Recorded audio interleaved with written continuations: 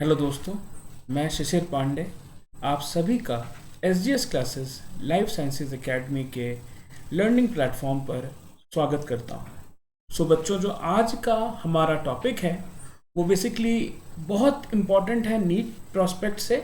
और जिस तरीके से आज हम इसकी स्टडी करने जा रहे हैं वो पहले मैं थोड़ा सा आपको एक्सप्लेन कर देता हूं और उसके बाद हम इसको यहाँ पर बेसिकली डील करने वाले हैं। तो जो आज का हमारा कॉन्सेप्ट रहेगा वो बेसिकली रहेगा ऑर्गेनिजम्स एंड पॉपुलेशन पर, जो कि क्लास 12 की यूनिट 10 का चैप्टर नंबर 13 है। और आज मैं इस टॉपिक का अपना पहला लेक्चर यहाँ पर ले रहा हूँ। अब यहाँ पर इम्पॉर्टेंट चीज़ क्या है कि जब बच्चों हम इसको डिस्कस कर रहे हैं तो हमें यहाँ पर एक बात बहुत क्लियरली समझनी है कि अगर हमें यहाँ पर नीट प्रोस्पेक्ट की बात करनी है तो हमें हर एक लाइन एनसीईआरटी की अमृत की तरह घोट के पी जानी होगी। और आज की जो ये यूनिट है जिसमें मैं ऑर्गेनिजम्स एंड पॉपुलेशन का चैप्टर डील कर रहा हूँ, जो कि यूनिट 10 ऑफ इकोलॉजी है, उसमें मैं आपको यहाँ पर इकोलॉजी क्या है, देखिए ये एनसीईआरटी की बुक आपको दिख रही होगी, और इसी बुक के हिसाब से मैं लाइन बाय लाइन आपको सारी डिटेल्स का एक्सप्लेनेशन दूंगा जो इस चैप्टर में रिक्वायर्ड है। तो इसमें हम बेसिकली इकोलॉजी क्या है इसके बारे में डिस्कस करेंगे। देखिए कहाँ से कहाँ तक हम करेंगे ये हम आपको बता रहे हैं। हम बेसिकली इकोलॉजी के बारे में डिस्कस करेंगे। हम डिस्कस करेंगे who was the founder of ecology in the Indian scenario, and his name was professor Ramdev Mishra, who was the professor and head of the botany department of Banaras Hindu University, and popularly he is known as the father of Indian ecology. उसके बाद हम यहाँ पर discuss करेंगे कि ecology है क्या। दूसरी चीज़ जो आज हम डिस्कस करने वाले हैं वो बेसिकली वो फैक्टर्स हैं, बेसिकली जो एबायोटिक फैक्टर्स हैं जो इकोलॉजिकल सिनारियो में बायोटिक फैक्टर्स पर असर डालते हैं। आज हम बेसिकली इस चीज़ को डिस्कस करने जा रहे हैं। और देखिए यहाँ पर एनसीईआरटी में 4 मेजर फैक्टर्स डिस्कस्ड हैं। इस वाले पोर्शन में जिसमें आप देख रहे हैं ऑर्गेनिजम्स एंड एनवायरनमेंट, देखिए यहाँ पर ये डिस्कशन में लाया गया है कि बायोम्स कैसे बनते हैं। उसके बाद जो नेक्स्ट चीज डिस्कशन में लाई गई है वो है कि जो मेजर एबायोटिक फैक्टर्स हैं, जिसमें टेम्परेचर पहला बहुत इंपॉर्टेंट फैक्टर जो डिस्कस करा गया है एनसीईआरटी में वो है, दूसरा वाटर है, third one is light, and the fourth factor is basically our soil. तो यहाँ पर जब हम इसकी बात करेंगे बच्चों, तो यहाँ पर इस चीज को मैंने लाइन बाय लाइन अपने पावर पॉइंट की स्लाइड्स में एक्सप्लेन करा है। तो चलिए हम जल्दी से अपने टॉपिक पर आ जाते हैं, जिसमें हम ये डिस्कस करने वाले हैं कि जो यहाँ का एनसीईआरटी पॉइंट ऑफ व्यू से रेलेवेंस है इकोलॉजी का चैप्टर ऑर्गेनिजम्स एंड पॉपुलेशन में, उसका हमको फर्दर डिटेल्स किस तरीके से डिस्कस करनी है, हम यहाँ पर उसी चीज़ को कवर करने की कोशिश करेंगे। अब देखिए जो बेसिकली सक्सेस मंत्रा है आज के लेक्चर का वो है focus NEET, focus NCERT, and this is the success mantra for today's topic. अब चलिए आगे हम बढ़ते हैं और हम पहले इंट्रोडक्शन की बात करते हैं। तो जब आप इंट्रोडक्शन की बात करेंगे ये चीज़ कहाँ लिखी गई है ये आप समझिएगा बच्चों। जहाँ पे चैप्टर का स्टार्ट है, जो इंट्रोडक्टरी पोर्शन है वो हमको कुछ समझाता है, जिसमें हमें यहाँ पर बायोलॉजिकल ऑर्गेनाइजेशंस के बारे में थोड़ा सा इसने डिटेल दी है। अब देखिए यहाँ पर बेसिकली जो लेवल्स ऑफ बायोलॉजिकल ऑर्गेनाइजेशन है यहाँ पर उसको डिस्कस करा गया है। तो जो सबसे इम्पॉर्टेंट या हम कह सकते हैं जो लीस्ट या जो सबसे छोटा ऑर्गेनाइजेशन लेवल है बच्चों, वो है मैक्रो मॉलिक्यूल्स का। मैक्रो मॉलिक्यूल्स से मिलकर देखिए क्या बनते हैं, सेल्स बनते हैं। सेल से मिलकर क्या बनता है, टिश्यू बनता है। टिश्यू से बन के बेसिकली ऑर्गन्स बनते हैं, ऑर्गेन्स से बेसिकली इंडिविजुअल ऑर्गेनिजम्स बनते हैं, इंडिविजुअल ऑर्गेनिज्म से बेसिकली पॉपुलेशन बनती है, पॉपुलेशन से कम्युनिटी, कम्युनिटी से इकोसिस्टम और इकोसिस्टम से अल्टीमेटली जो बायोम है वो बनता है। तो this is what we call as the levels of biological organisation. अब देखिए हमें यहाँ पर सेल क्या होता है हम सभी को पता है, टिश्यू क्या होता है, ऑर्गन क्या होता है, और इंडिविजुअल ऑर्गेनिज्म क्या होता है, इसको हम सेलुलर लेवल ऑफ हायरार्की कहते हैं बेसिकली। लेकिन यहाँ पे जो नई बातें हैं वो हमें समझनी है कि देखिए एक इंडिविजुअल क्या है, क्या एक इंडिविजुअल क्या है। अब आप एक चीज को समझिएगा, डेवलपमेंटल बायोलॉजी के हिसाब से जो एम्ब्रियो में डेवलपमेंट हुआ, जाइगोट से एम्ब्रियो बना, ये हम सब जानते हैं, और जो इस एम्ब्रियो में डेवलपमेंट हुआ, इससे जिस एंटिटी का डेवलपमेंट हुआ उसे बेसिकली हम इंडिविजुअल कहते हैं या इंडिविजुअल ऑर्गेनिज्म कहते हैं। लेकिन स्पीशीज और इंडिविजुअल ऑर्गेनिज्म में बच्चों एक फर्क आता है, आप समझिएगा। स्पीशीज जैसे पूरी ह्यूमन रेस एक स्पीशीज होगी, लेकिन उस पूरे पॉपुलेशन का एक इंडिविजुअल या एक एंटिटी इंडिविजुअल कहलाता है, जिसकी एक सर्टेन एज होती है। इसलिए इंडिविजुअल्स जो हैं वो बेसिकली एक पेरिशेबल एंटिटीज माने जाते हैं।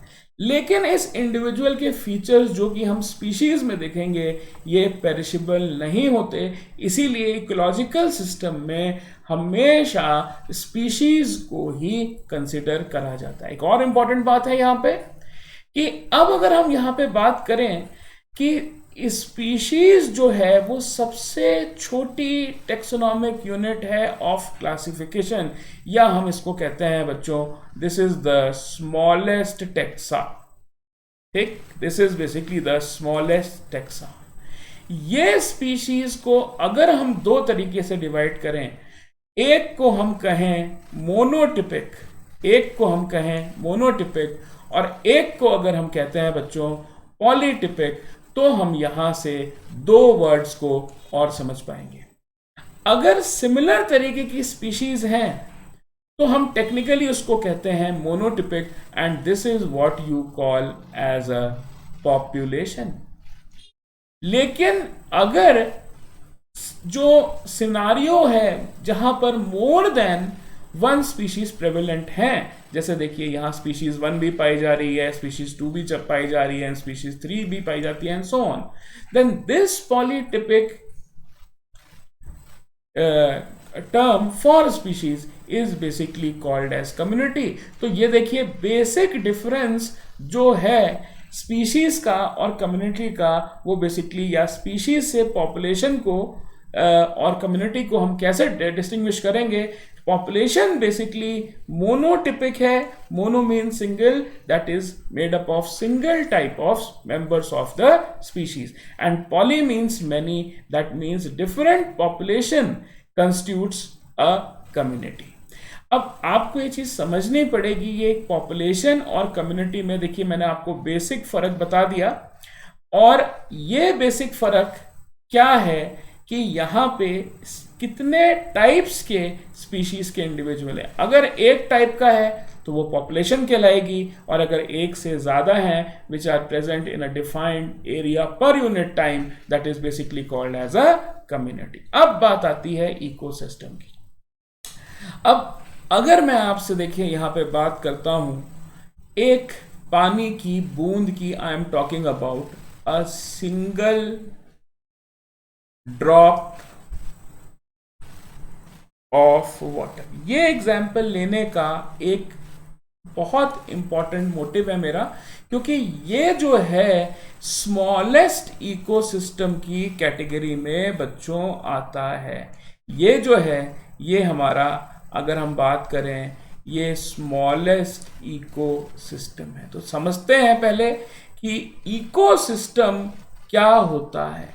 देखिए इकोसिस्टम एक रेसिप्रोकेशन है between the abiotic and biotic factors. अब हमें यहाँ पे समझना है कि यहाँ पे जो ड्रॉप ऑफ वाटर को मैंने कंसिडर किया, इसमें अगर आप वाटर एज अ सिस्टम को देखेंगे तो आप यहाँ पे देखेंगे कि जो बायोटिक है, जो जीवित नहीं है, ए मीन्स नॉट, बायोटिक का मतलब होता है which is a living form या which is a living system, that factors which are basically not living but are affecting the biotic component are basically called as the abiotic factors। और देखिए यहाँ पे water is an abiotic factor। लेकिन जब तक हम इस सिंगल ड्रॉप ऑफ वाटर में इस चीज को प्रूव ना कर दें कि यहाँ पर ये दोनों कंपोनेंट्स मौजूद हैं, मैं सिंगल ड्रॉप ऑफ वाटर को इकोसिस्टम नहीं कह सकता।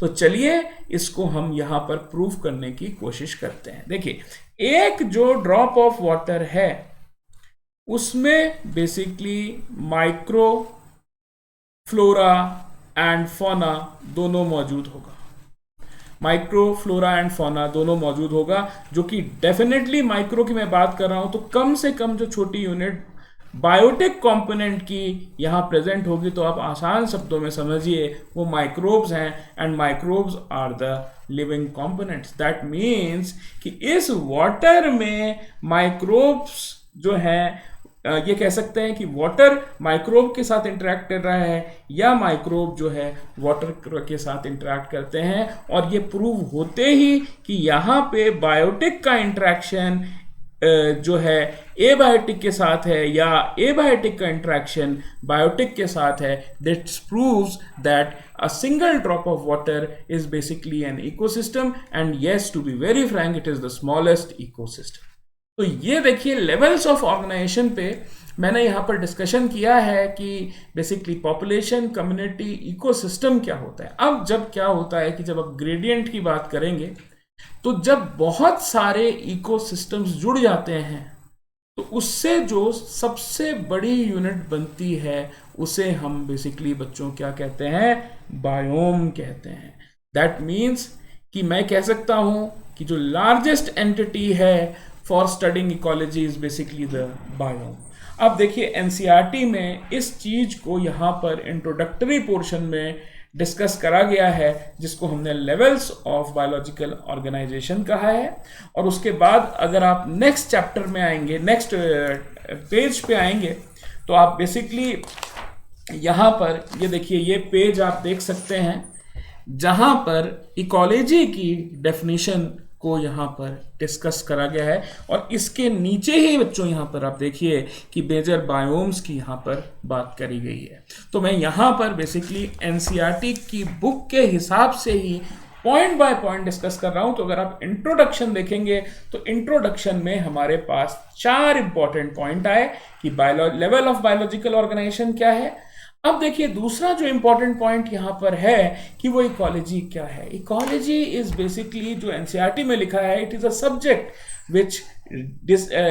which studies the interaction among organisms and between the organisms and its physical environment। देखिए organisms मैंने आपको अभी बताया ये बायोटिक कंपोनेंट है इकोसिस्टम का। एक्चुअली जिस चीज को स्टडी किया जाता है वो है बेसिकली इकोलॉजी में इकोलॉजिकल सिस्टम, और जिस ब्रांच में हम इकोसिस्टम को स्टडी करते हैं उसको हम बेसिकली क्या कहते हैं, इकोलॉजी कहते हैं। अब देखिए ये जो ऑर्गेनिजम्स हैं अपने फिजिकल एनवायरनमेंट के साथ इंटरेक्ट कर रहे हैं, दैट मीन्स कि जो फिजिकल एनवायरनमेंट है it becomes a biotic component. तो ये चीज देखिए एनसीईआरटी में क्लियरली लिखी है। अब जो इकोलॉजी है बच्चों, वो ब्रॉडर सेंस में बहुत इंपॉर्टेंट क्वेश्चन आता है यहां पर कि कितने लेवल्स ऑफ बायोलॉजिकल ऑर्गेनाइजेशंस में डिवाइडेड है। तो ये देखिए एनसीईआरटी में इसका जो आप आंसर देखेंगे तो आप इसका आंसर देखेंगे बच्चों 4। बहुत इंपॉर्टेंट है कि ये जो बायोलॉजिकल ऑर्गेनाइजेशन है ये बेसिकली 4 लेवल्स में डिवाइडेड है। तो क्वेश्चन पूछा जा सकता है कि in ecology how many levels of biological organisations are present, और अगर ऑप्शन दिया जाए 1, 2, 3, तो 4, तो सही आंसर क्या होगा 4। और वो कौन कौन से बायोलॉजिकल ऑर्गेनाइजेशंस हैं उसको देखते हैं बच्चों। सबसे पहले है एट ऑर्गेनिज्म लेवल, उसके बाद है ऑर्गेनिज्म से बनी हुई जो मोनोटिपिक स्पीशीज का फॉर्म है जिसे हम पॉपुलेशन कहते हैं वो। तीसरे लेवल का बायोलॉजिकल ऑर्गेनाइजेशन इकोलॉजी के बेसिस पर है जिसको हम पॉलीटिपिक का केस कहते हैं, पॉलीटिपिक केस ऑफ स्पीशीज जिसको हम कम्युनिटी कहते हैं। और फोर्थ लेवल है जो कि इकोसिस्टम से मिलकर, बहुत सारे इकोसिस्टम से मिलकर बनता है, that is basically called as the biome. लेकिन एनसीईआरटी में बेसिकली इन दो बायोलॉजिकल ऑर्गेनाइजेशंस की डिस्कशन करा गया है जिसको हम ऑर्गेनिज्म और पॉपुलेशन लेवल का बायोलॉजिकल ऑर्गेनाइजेशन कहते हैं, इन्हीं को डील करा गया। लेकिन इंपॉर्टेंट क्या है कि in total there are how many levels of biological organisations? There are 4 levels of biological organisation. ठीक, अब देखिए हम जो अपने नेक्स्ट टॉपिक पर आ रहे हैं वो बेसिकली क्या है कि, और 13.1 बेटा टॉपिक का नाम है, ये देखिए आप लोग एनसीईआरटी, और ऑर्गेनिजम्स एंड इट्स एनवायरनमेंट की यहाँ पे हमने बात करी है। और यहाँ से लेकर देखिए यहाँ तक हमने यहाँ पर कुछ एसेंशियल पॉइंट्स को डिस्कस करा है जो आपको यहाँ पर याद रखने हैं। और ये जो डायग्राम है ये आपको यहाँ पर स्टडी करना है। किस तरीके से करना है मैं आपको अभी बताता हूँ। अब देखिए ऑर्गेनिजम्स एंड एनवायरनमेंट की जब हम यहाँ बात कर रहे हैं तो यहाँ पर बेसिकली जो इंपॉर्टेंट पॉइंट्स हैं चलिए हम उसको डिस्कस करते हैं। पॉइंट नंबर 1 कि ecology at the organism level is essentially physiological ecology which tries to understand how different organisms are adapted to their environment in terms of not only survival but also reproduction। तो इसका हम मतलब समझते हैं कि यहाँ पर ये जो फिजियोलॉजिकल इकोलॉजी लिखी है इसका मतलब क्या होता है। फिजियोलॉजिकल का मतलब होता है कोई भी फंक्शनल एस्पेक्ट। तो जो इकोलॉजी है बच्चों वो जिस चीज से यहां पर एनसीईआरटी के बेसिस पे डील कर रही है वो है ऑर्गेनिज्म का बेसिकली फंक्शनल रोल। और जब हम यहां पे फंक्शनल रोल की बात करते हैं तो हर वो function including the reproductive functions को भी यहां कंसिडर करा गया है। तो ecology at the organisation level is basically which type of ecology पूछी जा सकती है। इट इज फंक्शनल इकोलॉजी या जिसको हम बेसिकली क्या कहते हैं physiological ecology. This is the meaning of the first point, right. अब चलिए हम सेकेंड पॉइंट पर आते हैं। सेकेंड पॉइंट में कि जो यहाँ पर डिस्कस करा जा रहा है कि जो इकोसिस्टम से आगे जो डेवलप हुई चीज जिनको हम बेसिकली क्या कहते हैं बायोम, उनके बच्चों डेवलप होने का कारण क्या है। उनके डेवलप होने का जो एनसीईआरटी में दिया गया है बेसिकली 2 कारण दिए गए हैं। एक तो दिया गया है मीन एनुअल प्रेसिपिटेशन, एक कारण दिया गया है मीन एनुअल प्रेसिपिटेशन और दूसरा कारण दिया गया है टेम्परेचर। तो mean annual precipitation, mean annual precipitation and mean annual temperature, basically ये 2 कारण दिए गए हैं जो कि किस चीज के डेवलपमेंट के लिए इन्वॉल्व है। ये इस बायोम के डेवलपमेंट के लिए इन्वॉल्व है। अब प्रेसिपिटेशन का मतलब क्या होता है? प्रेसिपिटेशन का मतलब होता है बेसिकली 2 चीजें। एक तो जो एटमॉस्फेरिक प्रेसिपिटेशन है, जब मैं उसकी बात करता हूं तो वो बेसिकली रेनफॉल के टर्म में होती है बच्चों, या वो उसका दूसरा फॉर्म है वो स्नो होता है।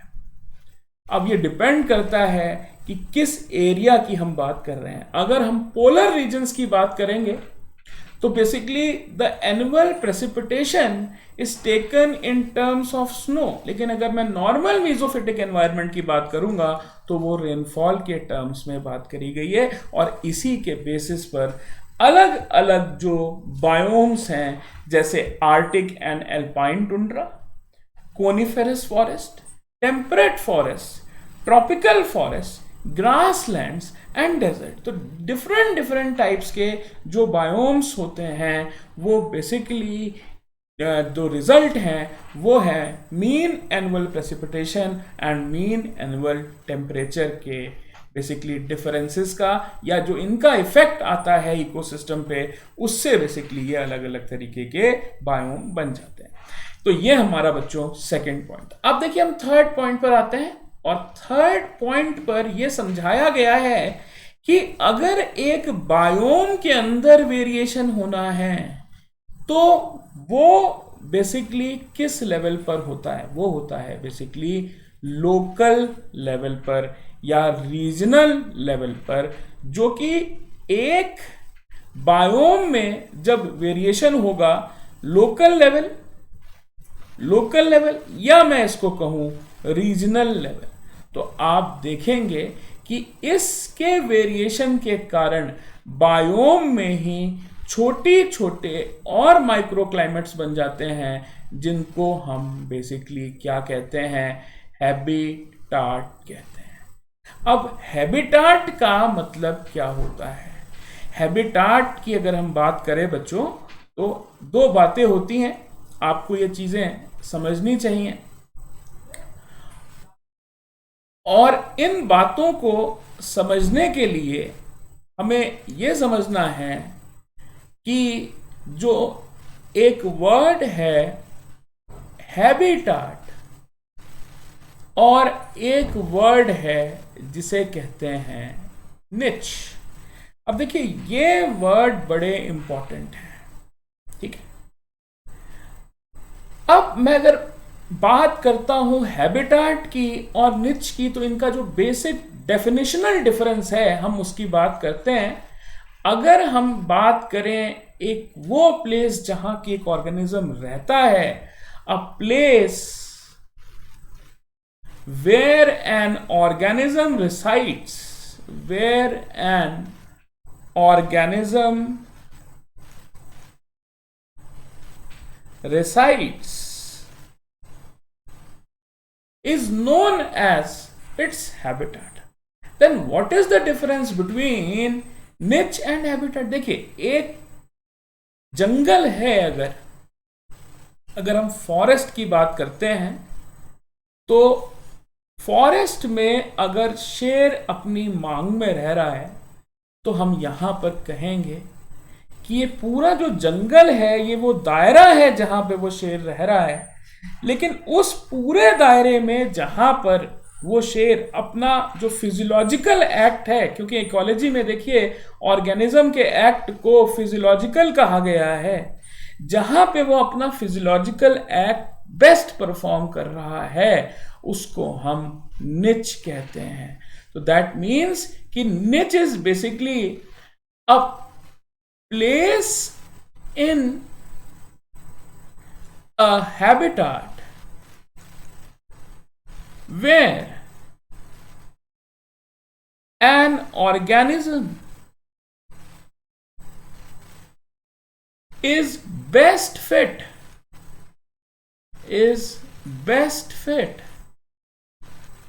to perform its physiological roles। तो आप ये समझ जाइए कि जहां पे एक ऑर्गेनिज्म अपने रोल्स को बेस्ट लेवल पर परफॉर्म करे वो उस हैबिटाट में उसकी निच कहलाएगी। या मैं ये कह सकता हूं कि जो निच है वो बेसिकली एक सबसेट है किसका? हैबिटाट का। अब इसमें अगर हम उल्टा चलें, अगर देखिए हम यहां पे फंक्शनल रोल की बात करें तो बायोम एक बहुत बड़ा सा टर्म हो गया कुछ इकोसिस्टम्स के लिए। हैबिटाट वो जगह हो गई जहां पे एक ऑर्गेनिज्म पाया जाता है, और उस जगह पे जहां पर एक ऑर्गेनिज्म अपने फंक्शनल रोल्स को परफॉर्म करने के लिए बेस्ट फिट है, उसको हम बेसिकली निच कहते हैं। तो अब यहां पर ये बात आपको क्लियर हो गई होगी कि जो बायोम में बेसिकली लोकल और रीजनल वेरिएशंस हैं, उससे जो चीज बनी उसे हमने क्या कहा है, हैबिटाट कहा है। तो देखिए ये हमारा जो थर्ड पॉइंट है वो क्लियर हो गया। तो फर्स्ट पॉइंट में डिस्कस करा गया है कि ecology at organism level is basically physiological. दूसरे पॉइंट में डिस्कस करा गया कि जो बायोम बने वो बेसिकली एनुअल प्रेसिपिटेशन और एनुअल रेनफॉल के रिजल्ट के कारण बने।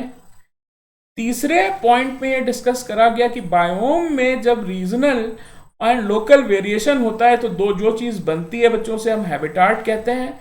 और जो हैबिटाट, कुछ एक्सट्रीम हैबिटाट्स यहां पे मेंशन्ड है, तो आप एक्सट्रीम को समझिएगा। एक वर्ड होता है mesophytic environment. Word is mesophytic environment. अगर आप इस चीज को समझ लेंगे तो आपको बाकी बातें समझना बहुत आसान हो जाएगा। ठीक है, मीजोफिटिक का मतलब होता है ऑप्टिमल या ऑप्टिमम। अब ऑप्टिमम कोई भी कंडीशन, चाहे वो टेम्परेचर हो बच्चों, चाहे वो क्या हो जाए, रेनफॉल हो जाए, चाहे वो कोई और फैक्टर, लाइट का फैक्टर आ जाए, ड्यू का फैक्टर आ जाए, कोई भी फैक्टर जो कि अपनी ऑप्टिमल कंडीशंस, जो अपने ऑप्टिमल रेंज में किसी एरिया में पड़ता है, तो उससे डेवलप हुआ वेजिटेशन बेसिकली मीजोफिटिक कहलाता है। इसका आपको मैं बहुत अच्छा सा एक एग्जांपल बताता हूं। आपने नॉर्मली देखा होगा कि जो जंगल्स होते हैं उसमें जो पेड़ों की हाइट होती है वो कंपैरेटिवली बहुत ज़्यादा होती है, क्योंकि जो ब्रांचिंग होती है वो टॉप पे होती है, और बेसिकली जो नीचे ग्राउंड लेवल से टॉप तक जाने में आप देखोगे कि बहुत कम ब्रांचिंग होती है।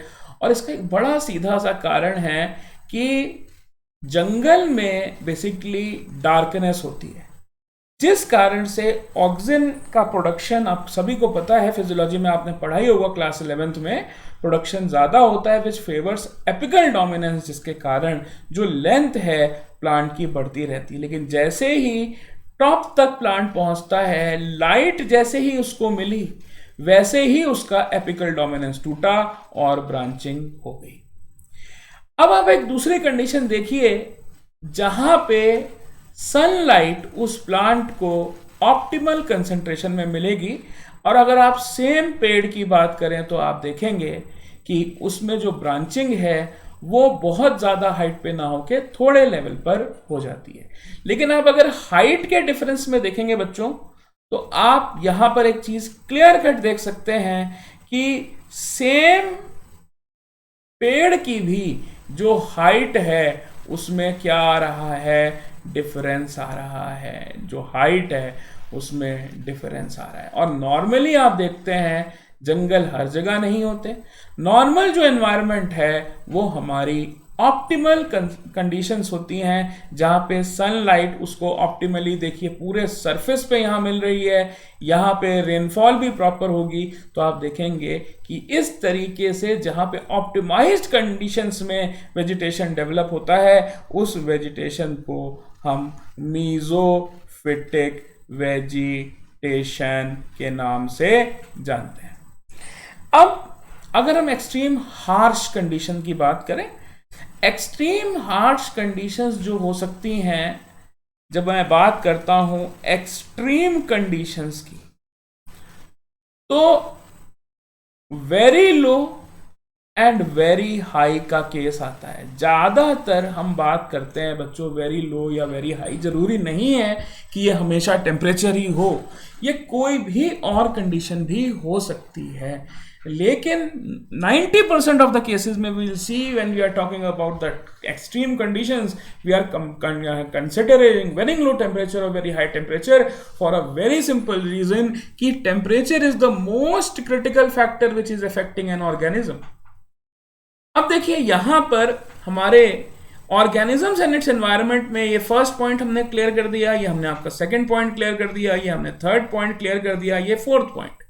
जो इन एक्सट्रीम कंडीशंस की बात करिए, मतलब जो मीजोफिटिक नॉर्मली मीजोफिटिक ना होके वेरी लो या वेरी हाई टेम्परेचर पर बेसिकली ऑर्गेनिजम्स को अफेक्ट करती है, उन्हीं कंडीशंस को हमने यहाँ पर किसका नाम दिया है, एक्सट्रीम्स का नाम दिया है। और ये देखते हैं जैसे राजस्थान का डेजर्ट है, वेरी हाई टेम्परेचर की बात करी गई है। रेन सोक्ड मेघालय फॉरेस्ट, यहाँ पे बहुत ज्यादा रेनफॉल होती है, और मैंने आपको बताया एक्सट्रीम में कोई भी चीज जो नॉर्मल मीजोफिटिक एनवायरनमेंट में जो ऑप्टिमाइज कंडीशन से ज्यादा होती है उसे हम एक्सट्रीम कहते हैं।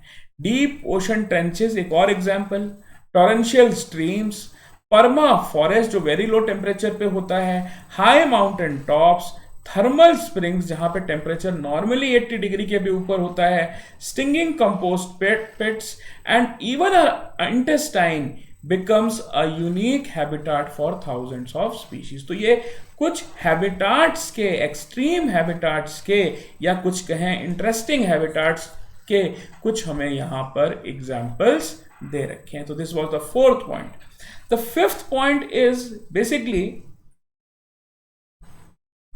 जो यहां पर ये समझा रहा है कि वो कौन से की एलिमेंट्स हैं या कौन से की एलिमेंट्स जो कि वेरिएशन कॉज करते हैं हैबिटाट्स में, बेसिकली वो फिजिकल या केमिकल कंडीशंस, या हम ये कहें कि वो एबायोटिक कंपोनेंट की यहाँ पर बात करने की कोशिश कर रहा है। तो एनसीईआरटी में बच्चों ऐसे 4 इंपॉर्टेंट फैक्टर्स डिस्कस्ड हैं। पहला फैक्टर है टेम्परेचर, दूसरा फैक्टर है वाटर, तीसरा फैक्टर है लाइट और चौथा फैक्टर है सॉइल। अब इनको आगे जाके हम धीरे धीरे यहां पर बेसिकली डिस्कस करेंगे।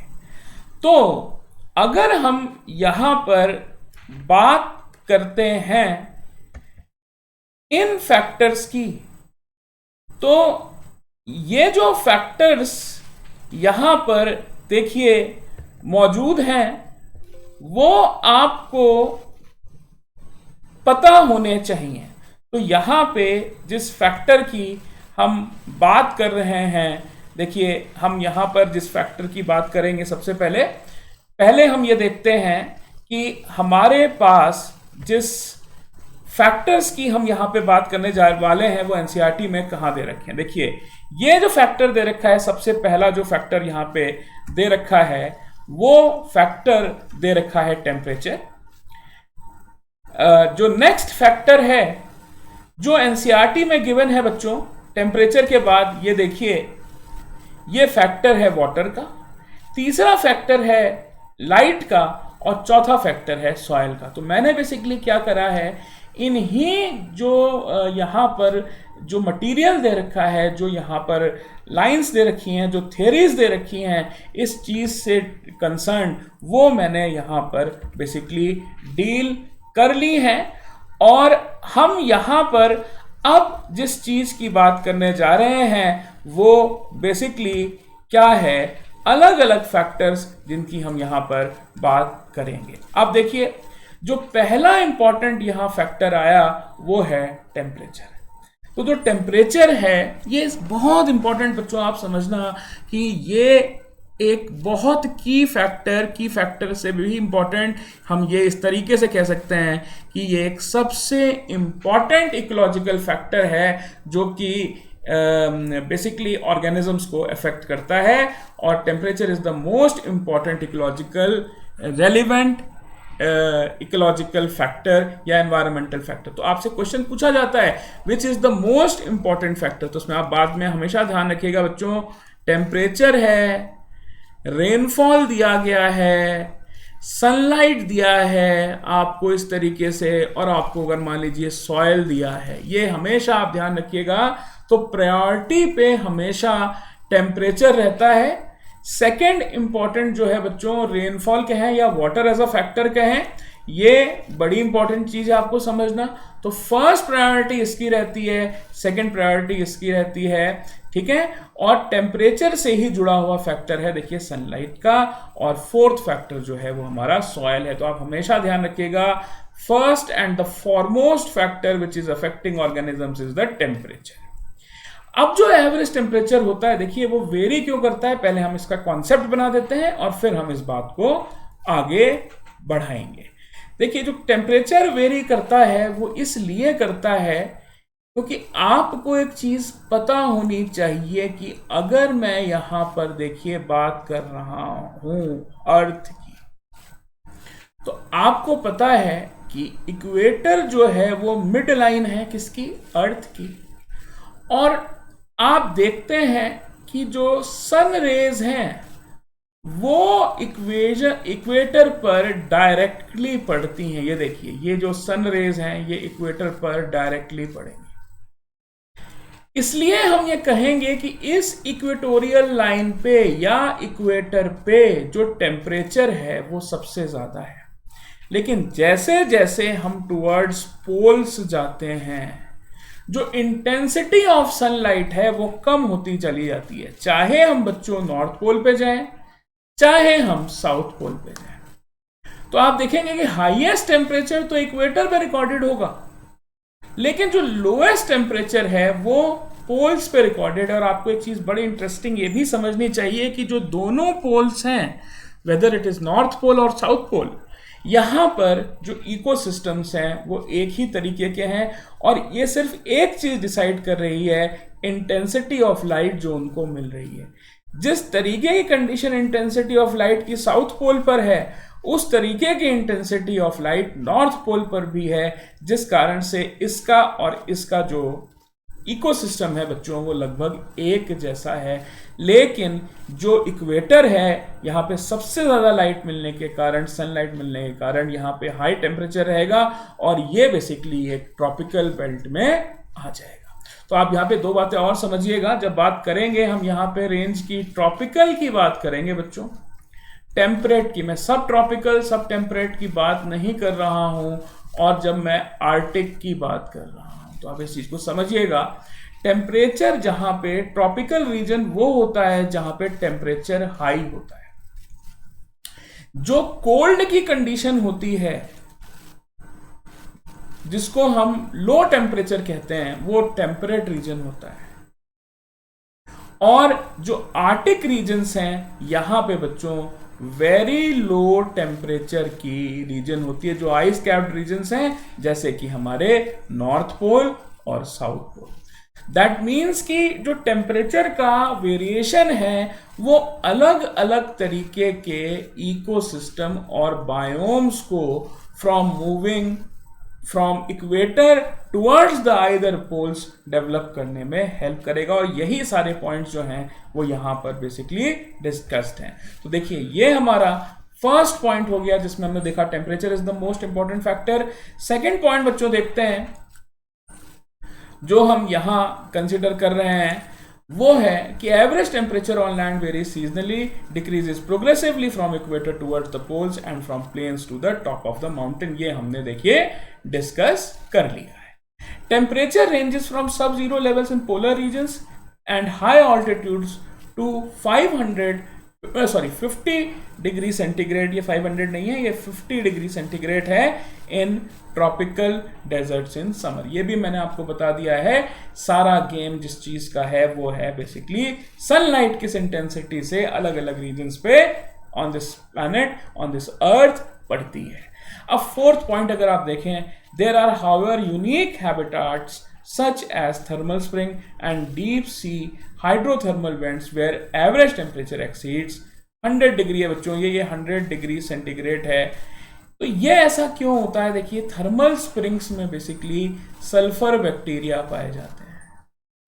सल्फर बैक्टीरिया पाए जाते हैं, और वो जब सल्फर को ऑक्सीडाइज करते हैं तो enormous amount of heat liberate होती है, एक रिएक्शन जो कि एक्सोथर्मिकली होता है। इसलिए आप देखेंगे जो थर्मल स्प्रिंग्स हैं या जो डीप सी हाइड्रोथर्मल वेंट्स हैं, उनमें जो टेम्परेचर है वो जनरली 100 डिग्री के आसपास पाया जा सकता है। अब एक बड़ी इंटरेस्टिंग चीज है, जो ऑर्गेनिजम्स पोलर रीजन में रहने के लिए अडेप्टेड है वो बेसिकली ट्रॉपिकल रीजन में नहीं रह सकते, और जो ट्रॉपिकल में रह सकते हैं वो ऑब्वियस सी बात है पोलर रीजन्स में नहीं रह सकते। और ऐसे ही कुछ एग्जांपल्स यहाँ पर एनसीईआरटी में देखिए पॉइंट नंबर 5 में डिस्कस करे गए हैं कि it is general known that mango tree do not and can not grow in temperate region. क्यों? देखिए आप, मैंगो ट्री जो है मैंने आपको बताया एक सब ट्रॉपिकल बेल्ट का प्लांट है, जैसे कि हमारी इंडिया है, ठीक है। और आप देखिए ये टेम्परेट, मैंने आपको बताया ठंडे इलाके हैं, जैसे आपकी कनाडा हो गया, जर्मनी हो गया। तो एक सब ट्रॉपिकल रीजन का प्लांट एक टेम्परेट रीजन में ग्रो नहीं कर सकता। ठीक वैसे ही जैसे कि एक स्नो लेपर्ड केरला में के फॉरेस्ट में नहीं पाया जा सकता क्योंकि यहाँ पे टेम्परेचर हाई होता है। ऐसे ही टूना फिश जो कि कभी भी हार्डली ट्रॉपिकल लैटिट्यूड्स में नहीं पाई जाती। तो ये हमारा 5th पॉइंट है जो ये जस्टिफाई करता है कि टेम्परेचर के कारण, ये क्या जस्टिफाई कर रहा है कि टेम्परेचर के कारण जो ऑर्गेनिजम्स हैं वो आगे जाके आप देखेंगे कि एडाप्टेशन भी यहाँ पे एक टॉपिक है, वो अलग अलग तरीके से एडाप्टेड हैं और इसीलिए वो अलग अलग रीजन्स में पाए जाते हैं। अब टेम्परेचर का एक बच्चों बहुत इंपॉर्टेंट रोल है जो पॉइंट नंबर 6 में आप देख रहे हैं कि आपको पता है कि जो फिजियोलॉजिकल फंक्शन होता है ह्यूमन बॉडी में वो 37 डिग्री के आसपास परफॉर्म होता है। इससे ज्यादा क्यों? क्योंकि ये वो टेम्परेचर है जहां पे एंजाइम्स जो हैं सबसे ज्यादा एक्टिवेटेड रहते हैं, और टेम्परेचर का ही असर है कि एंजाइम्स जो हैं वो एक्टिवेटेड रहते हैं। कोई भी चीज इस टेम्परेचर से अगर ऊपर हो जाती है या बहुत लो बिलो 20 डिग्री हो जाती है तो सर्टेनली थोड़ा बहुत असर एंजाइम्स की एक्टिविटी पे पड़ता है, लेकिन हाई टेम्परेचर पे नॉर्मली एंजाइम्स डीएक्टिवेट हो जाते हैं। तो इसीलिए टेम्परेचर एंजाइम काइनेटिक्स पे एक बहुत इंपॉर्टेंट रोल प्ले करता है, और टेम्परेचर का वेरिएशन ही एंजाइम्स के फंक्शनल रोल्स को डिसाइड करता है। लेकिन कुछ एनिमल्स में ऐसी कैपेबिलिटी होती है जो वो बहुत हाई रेंज ऑफ टेम्परेचर को टॉलरेट कर सकते हैं, और ऐसे को हम यूराथर्मल कहते हैं, जो बहुत अलग अलग टेम्परेचर रेंजेस को, मतलब आप मान के चलिए अगर कोई 20 से 45 डिग्री सेंटीग्रेड की जो एक टेम्परेचर रेंज है, इसको क्या कर सकता है, इसमें अडेप्ट कर सकता है, तो ऐसे ऑर्गेनिजम्स को हम बेसिकली यूराथर्मल कहते हैं। और जो अगर मैं आपसे कहूं कि जैसे 20 to 25 डिग्री सेंटीग्रेड की ही रेंज में रहे, इसके ऊपर और नीचे ना पाया जाए, उसे हम स्टीनोथर्मल, स्टीनो का मतलब ही बच्चों होता है नैरो रेंज,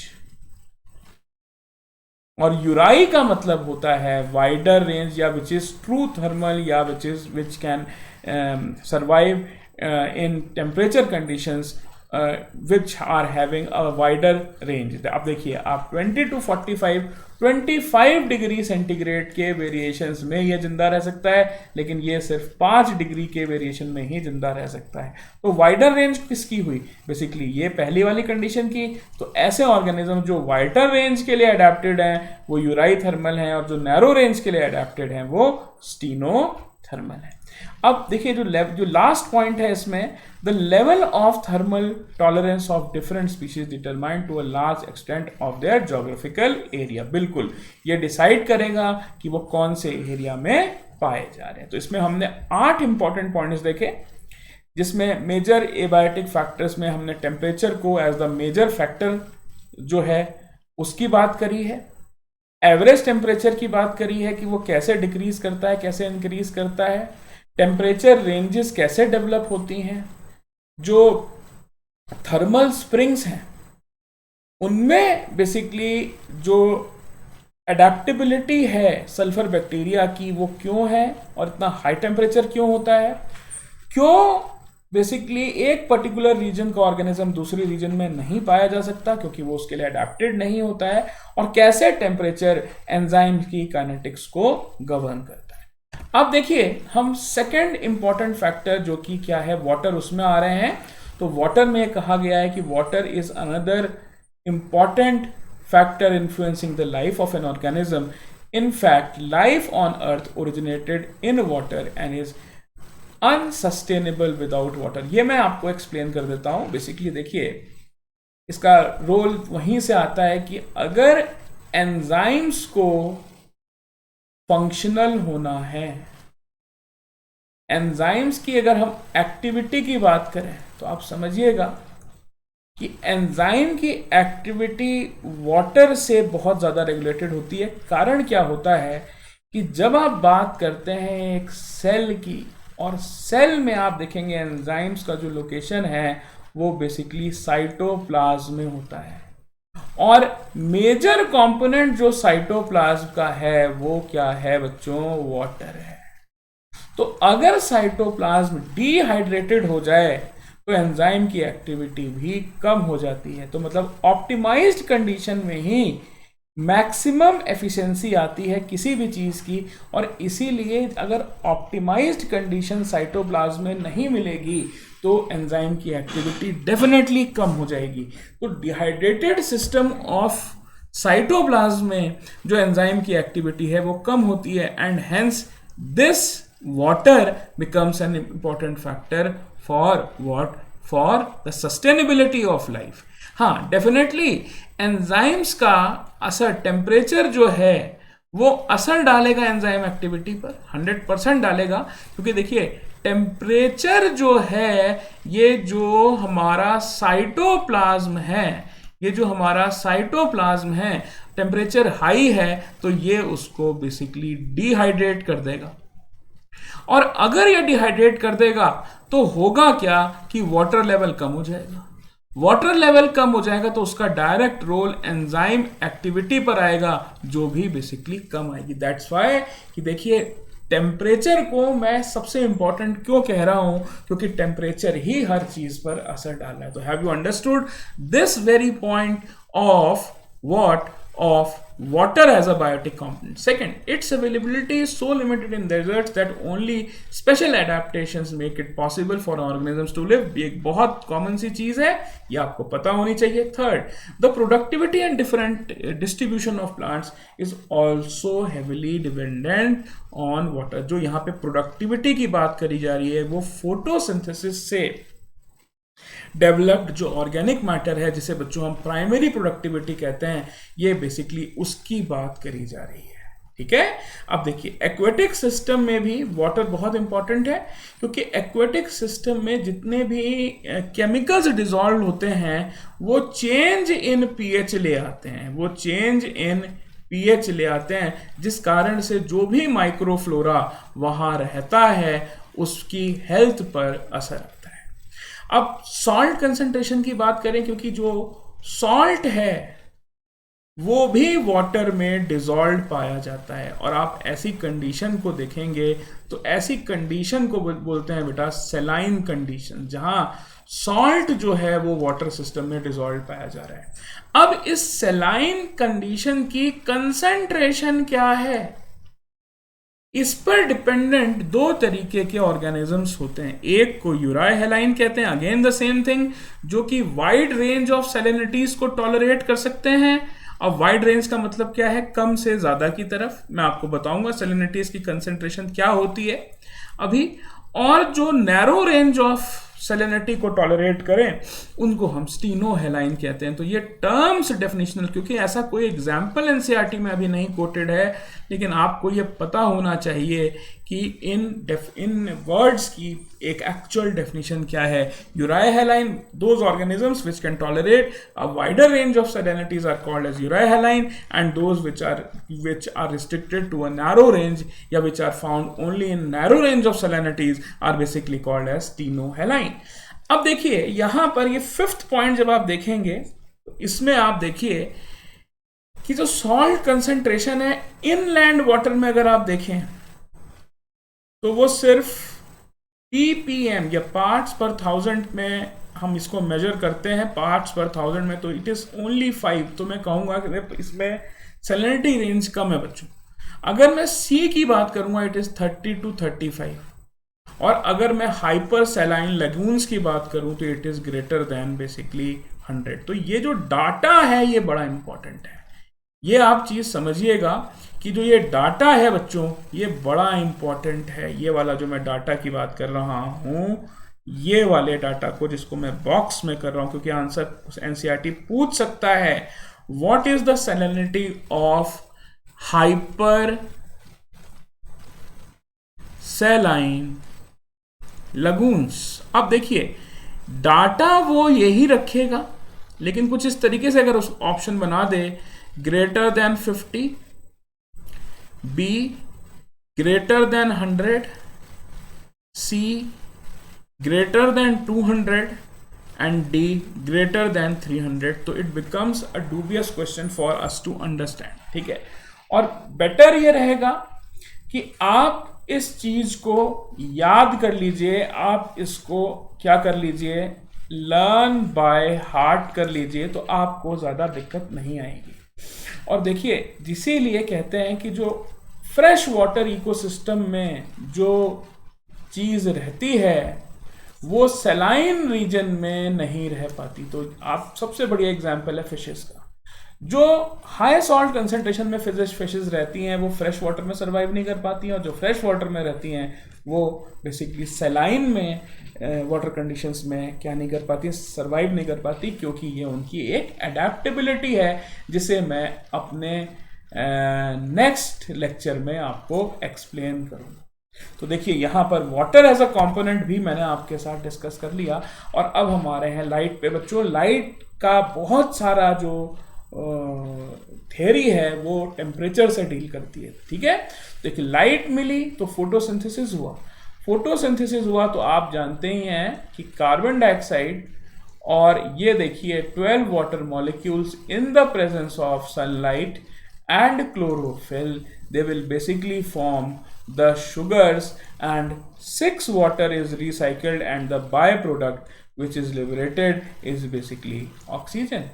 तो लाइट मिलने से क्या हुआ, ये एक फोटोसिंथेटिक एक्ट हो गया जिसमें हमने क्या देखा कि जो सॉल्युबल शुगर्स हैं उनकी सिंथेसिस हो गई। और जब फोटोसिंथेसिस से सॉल्युबल शुगर्स की सिंथेसिस हो गई तो आपने ये चीज देखी कि ये करने वाले बेसिकली कौन थे, ये करने वाले बेसिकली फोटो ऑटोट्रॉफ्स होते हैं। ये बेसिकली फोटो ऑटोट्रॉफ्स होते हैं। तो इन्हीं की इंपॉर्टेंस बताई गई है फर्स्ट पॉइंट में। देखिए since plants produce food through photosynthesis, मतलब फोटो ऑटोट्रॉफ्स, प्लांट मतलब फोटो ऑटोट्रॉफ जो कि लाइट एनर्जी को ट्रैप करके organic matter through the process of photosynthesis बनाता है, उसकी बात करी गई है। Since plants produce food through photosynthesis, a process which is only possible when sunlight is available as source of energy, we can quickly understand the importance of light।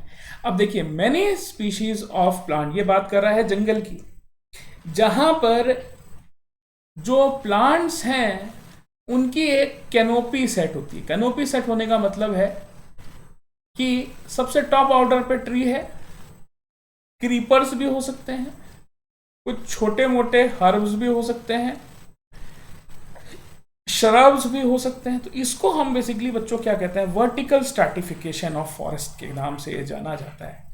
तो आप यहाँ पे देखेंगे कि many species of small plant जैसे herbs and shrubs growing in forest are adapted to photosynthesis optimally under very low light conditions because they are constantly overshadowed by tall trees. जैसा कि आप यहाँ देख सकते हैं, ये वर्टिकल स्ट्रैटिफिकेशन में आप देख सकते हैं कि ट्री बहुत बड़ा है और सनलाइट देखिए यहां से आ रही है, तो इन प्लांट्स की लाइट को बेसिकली ट्री ने रोक लिया। तो कम से कम लाइट मिलने के बाद भी बच्चों ये क्या करेगा, ये बेसिकली फोटोसिंथेसिस कर ले जाएगा। अगर आप ये इस इकोसिस्टम की बात करें तो ये बहुत प्यारा सा इकोसिस्टम है जहां पे हर कंपोनेंट अपना रोल प्ले करता है।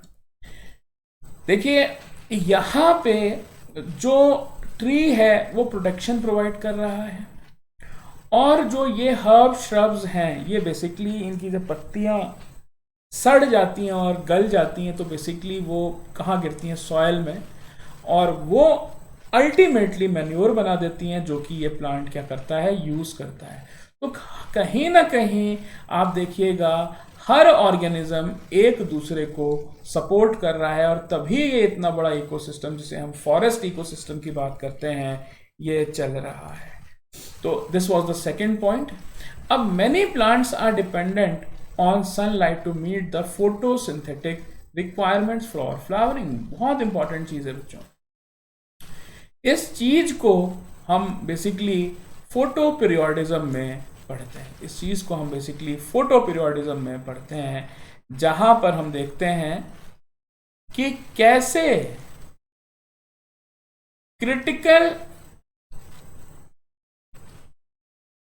क्रिटिकल पीरियड्स, जिनको आप आईसीज कहते हैं, वो रिस्पॉन्सिबल होते हैं किस चीज के लिए, फ्लावरिंग के लिए। सपोज मैं यहां पर एक छोटा एग्जांपल लेता हूं, आपके पास शॉर्ट डे प्लांट्स का। तो आप ये समझिए कि शॉर्ट डे प्लांट्स होते क्या हैं। शॉर्ट डे प्लांट्स को ही हम कह सकते हैं बच्चों लॉन्ग नाइट प्लांट्स। इसका मतलब ये नहीं है कि ये रात में सोते हैं, नहीं। इनके फ्लावरिंग इंडक्शन के लिए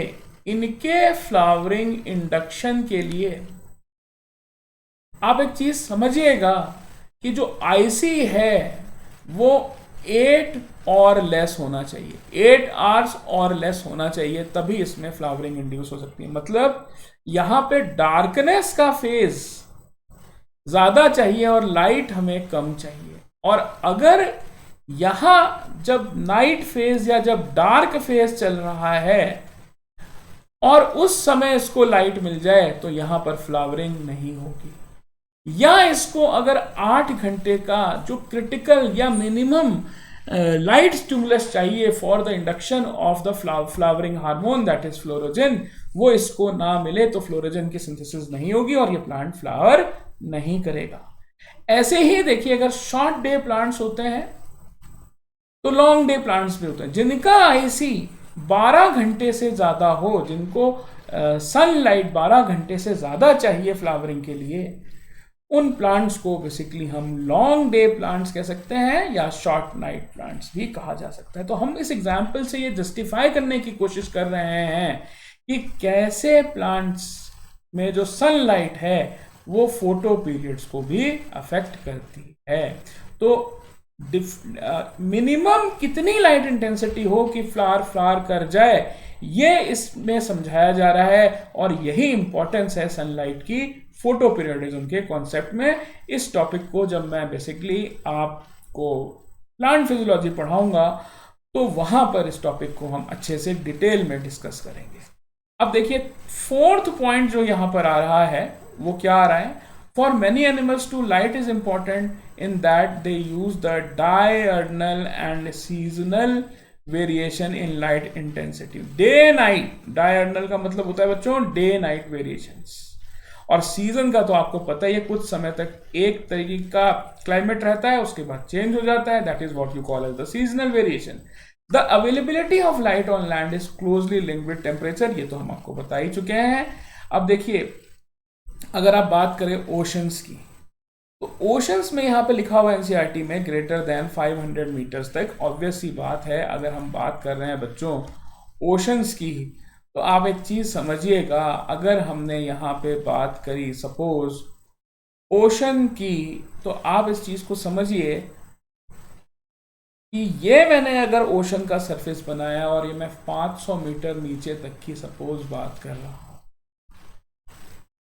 deep in the oceans where it is greater than 500 metre, तो ऑब्वियस सी बात है कि इस ओशन बेड के मोटे तौर पर 2 रीजन्स होते हैं।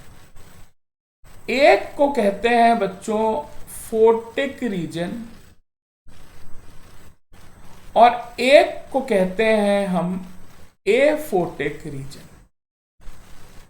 तो जहां तक सनलाइट पहुंचती है उसको तो ऑब्वियस सी बात है हम फोटिक रीजन कहते हैं, और वो बहुत ज्यादा डीप इन द ओशन नहीं होती। लेकिन जहां सनलाइट नहीं पहुंची वो रीजन तो कहलाता है वो एफोटिक रीजन। लेकिन वहां पे भी कुछ माइक्रोब्स जो हैं, कुछ मतलब लाइफ फॉर्म्स जिनको हम खासकर एल्गल लाइफ फॉर्म्स या बैक्टीरियल फॉर्म्स कहते हैं, वो वहां पे मौजूद होते हैं। तो एनसीईआरटी अब आपसे आगे यही पूछने जा रहा है कि कैसे जहां पर डीप इन द ओशंस की हम बात करते हैं वहां पे भी जो जहां पे जिसको बोला गया है celestial source of energy that is sun या सनलाइट नहीं पहुंच रही है, वहां पे भी लाइफ फॉर्म्स कैसे जिंदा रहते हैं, और इसका एक क्वेश्चन भी पूछा गया है। ठीक है, तो बेसिकली हम यहाँ पर बात करने वाले हैं कि क्वेश्चन जो एनसीईआरटी में पूछा गया है कि जो ओशंस में कौन सी कैटेगरी ऑफ एल्गी जो है वो डीपेस्ट प्रेजेंट होती है। बड़ा सिंपल सा कॉन्सेप्ट है, जो हमारे विजिबल स्पेक्ट्रम की हाईएस्ट वेवलेंथ ऑफ लाइट है वो कौन सी है बच्चों? रेड। तो आप ये कह सकते हैं कि विजिबल स्पेक्ट्रम से निकली हुई light deepest in the ocean जाएगी क्योंकि इसकी वेवलेंथ जो है सबसे ज्यादा है। तो जो algal form red wavelength of light को या रेड वेवलेंथ की एनर्जी को यूज करके फोटोसिंथेसिस कर पाएगा वही डीपेस्ट इन द ओशन रहेगा। तो इस क्वेश्चन का देखिए आंसर क्या है, जो 10th क्वेश्चन है यहाँ पे, इसका आंसर है रेड एल्गी, क्योंकि रेड लाइट ही सबसे नीचे तक ओशंस में पहुंच पाती है क्योंकि इसकी वेवलेंथ सबसे ज्यादा होती है। और इन पॉइंट्स में बेसिकली 7th, 8th और 9th पॉइंट में बच्चों ये डिस्कस करा गया है कि बेसिकली सिर्फ विजिबल पार्ट ऑफ स्पेक्ट्रम ही नहीं बल्कि UV component of the spectrum भी कुछ ऑर्गेनिजम्स यूज करते हैं जो कि दूसरों के लिए, हमारे लिए जैसे हार्मफुल है, लेकिन कोई जरूरी नहीं है कि ये दूसरों के लिए भी हार्मफुल हो। तो दिस क्वेश्चन नंबर 10th या point number 10 becomes an important point in this subtopic which is light, which is actually asking a question कि which form of algae is found deepest in the water या ocean beds। तो answer है red algae. मैंने आपको बता दिया क्यों। अब देखिए हम अपने आज के लेक्चर का जो लास्ट टॉपिक है वो है सॉइल फैक्टर। बच्चों ये अपने आप में एक बहुत इंपॉर्टेंट टॉपिक है। तो सॉइल का जो कंपोनेंट है, आप एक बात को समझिएगा, जब मैं सॉइल की बात कर रहा हूं तो अगर आपको बहुत डीप में पढ़ना हो तो this is simply an overview of the topic. लेकिन ये सब कुछ नहीं है बच्चों। जो टॉपिक की एक्चुअल डिलीवरी फॉर नॉलेज है, जो कि हम एनसीईआरटी के बाहर ले जाके जब बात करते हैं तो टॉपिक बहुत वास्ट हो जाता है, कोई भी टॉपिक। तो इतनी डिटेल्स हम आपको कभी कोई अलग से वीडियो अगर मैंने सॉइल प्रोफाइल पे बनाया तो मैं आपको वहां पर दे दूंगा। लेकिन फिलहाल के लिए मैं आपको सिर्फ एक जनरल आइडिया और ये जो 5 पॉइंट्स एनसीईआरटी ने कवर करे हैं उनको ही डिस्कस करूंगा, क्योंकि ये लेक्चर सिर्फ और सिर्फ उन बच्चों के लिए इंपॉर्टेंट है जो कि नीट प्रिपरेशन कर रहे हैं, जहां पे सिर्फ एनसीईआरटी ही आती है। अब देखिए, अगर ये मैं सॉइल प्रोफाइल की बात करूं तो मैं यहाँ पे बात करता हूं कि जो ये सॉइल प्रोफाइल है क्या, तो आप ध्यान से समझिएगा।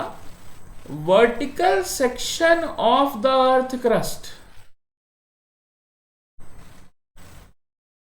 को ही क्या कहते हैं?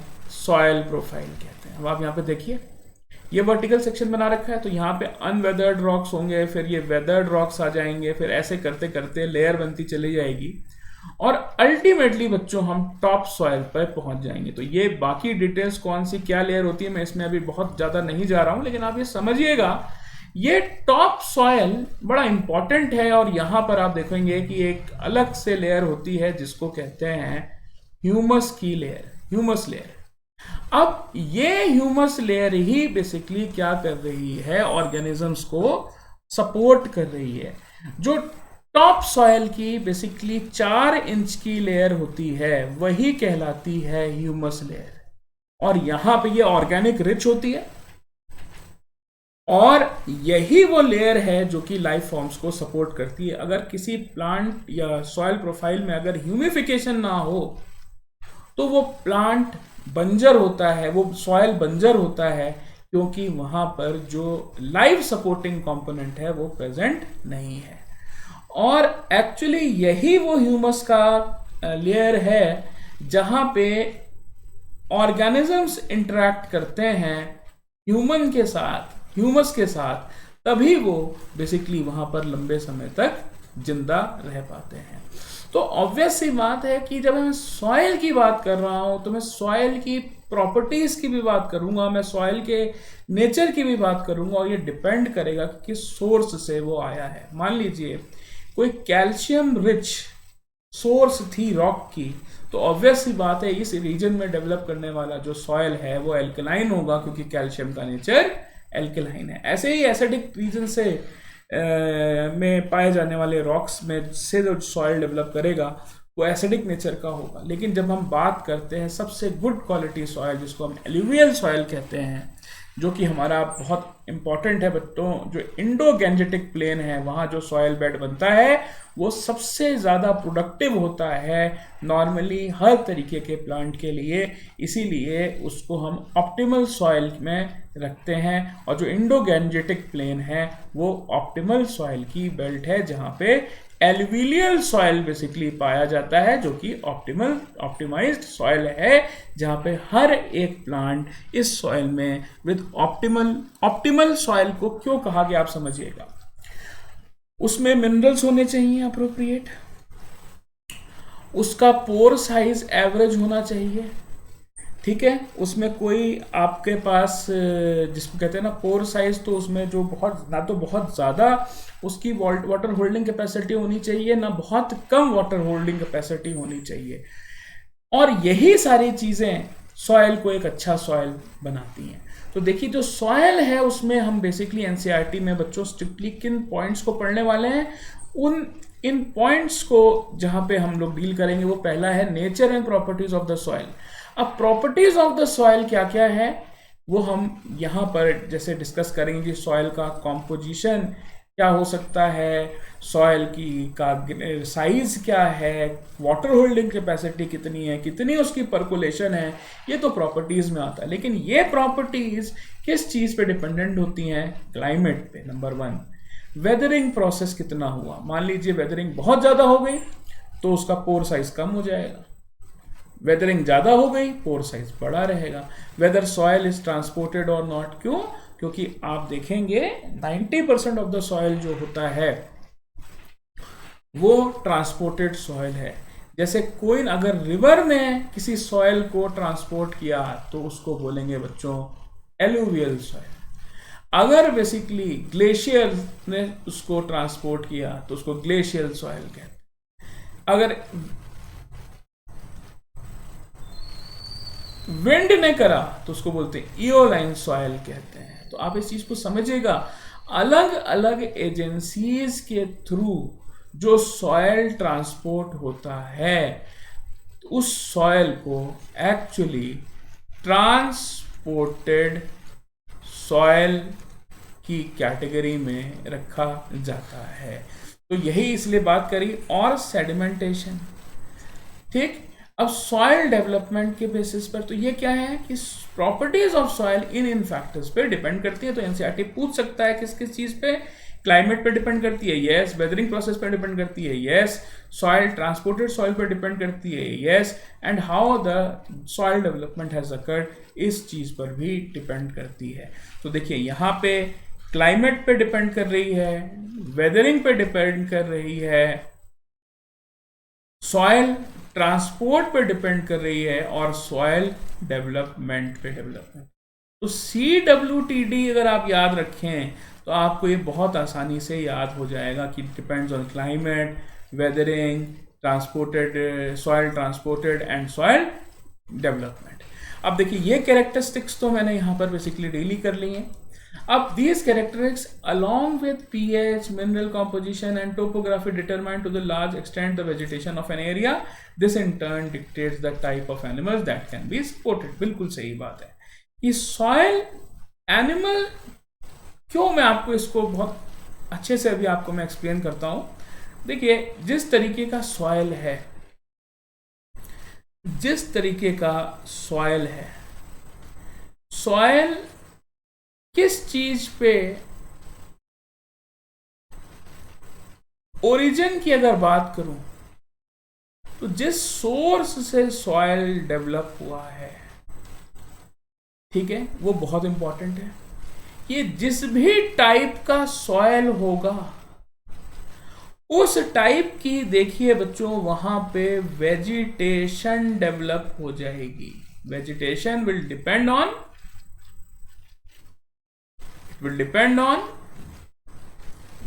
type of soil,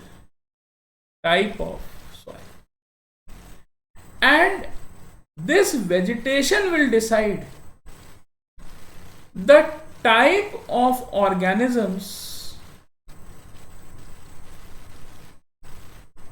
that will survive, तो आप इसको समझिएगा कि ये ऑर्गेनिज्म इस पर्टिकुलर तरीके में वेजिटेशन में जो भी प्लांट्स या एनिमल्स हो रहे हैं उनको ही खाएंगे। यहां पे अगर मान लीजिए वेजिटेशन है नॉन वेजिटीज का, तो ऑब्वियस सी बात है, टाइप ऑफ ऑर्गेनिज्म अगर वेजिटेरियन होगा तो ऑब्वियस ही बात है कि वो यहाँ पे सर्वाइव नहीं कर पाएगा। तो क्या होता है कि इस ऑर्गेनिज्म की एडेप्टेबिलिटी इस वेजिटेशन के हिसाब से होनी चाहिए, तभी ये ऑर्गेनिज्म क्या करेगा, सर्वाइव करेगा। तो ये चीज तो बड़ी आसानी से समझ में आती है, लेकिन इंपॉर्टेंस किस चीज की है कि ये वेजिटेशन बच्चों कैसे डेवलप, ये वेजिटेशन डेवलप होगी कि किस नेचर का सॉइल है। अगर एसिडिक सॉइल है तो वही वेजिटेशन डेवलप हो सकती है जो कि एसिडिक सॉइल में सरवाइव कर सके। एसिडिक कंडीशन में बेसिक वेजिटेशन नहीं डेवलप कर पाएगी और बेसिक में एसिडिक वेजिटेशन नहीं डेवलप कर पाएगी। तो ये समझा रहा है कि कैसे सॉइल का टाइप इस चीज को हेल्प कर रहा है कि अलग अलग तरीके के ऑर्गेनिजम्स जो हैं वो किस तरीके से सॉइल वेजिटेशन को यूज करते हैं अपने सर्वाइवल के लिए। ये हमारा फोर्थ पॉइंट था। और सिमिलरली जो हमारे एक्वेटिक एनवायरनमेंट है उसमें जो सेडिमेंटेशन कैरेक्टरिस्टिक्स है वो बेंथिक ऑर्गेनिजम्स को डिसाइड करेगी कि इस सेडिमेंट कैरेक्टरिस्टिक्स से डेवलप होने वाला जो भी वहां फ्लोरा या फौना था उस पे ये जो ऑर्गेनिजम्स हैं कैसे सरवाइव करेंगे। तो बच्चों आज के लेक्चर में मैंने बेसिकली आपके साथ इकोलॉजी क्या है, इकोसिस्टम क्या है, ऑर्गेनिजम्स एंड इट्स एनवायरनमेंट में जो बायोम का कॉन्सेप्ट है, बायोम कैसे डेवलप होता है, हैबिटाट क्या होता है, निच क्या होता है, इन सब को मैंने यहाँ पर डिस्कस कर दिया है। और मेजर एबायोटिक फैक्टर्स जिसमें temperature, water, light and soil को डिस्कस कर दिया है। अब अपने नेक्स्ट लेक्चर में मैं रिस्पॉन्सेस टू एबायोटिक फैक्टर्स को डिस्कस करूंगा।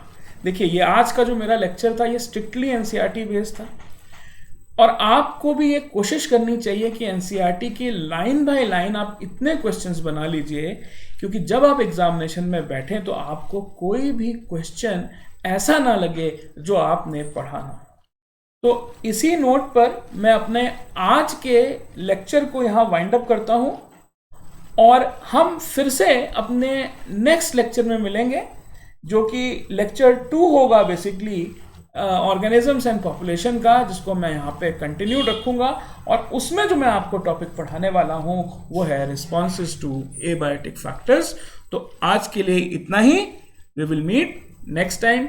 Thank you.